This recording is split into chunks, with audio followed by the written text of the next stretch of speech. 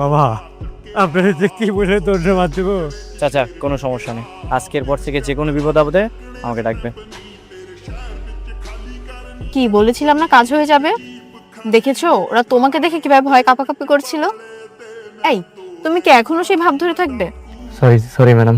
জানো আমার না খুব ইচ্ছে ওই লোকটাকে দেখার, যাকে দেখে সবাই ভয় কাঁপাকাঁপি করে। সে একদম তোমার মতো দেখতে। আমারও খুব ইচ্ছা আর কি। আমরা একদিন তার ঠিকানা নিয়ে তার বাসায় যাব, ভালো হবে না বলো? আপনি কি ওনাকে চেনেন? হ্যাঁ, ওনাকে আমি চিনি তো। আজ থেকে 4-5 মাস আগে ওনাকে বস্তির লোকজন আমার কাছে এনেছিলেন। কেন?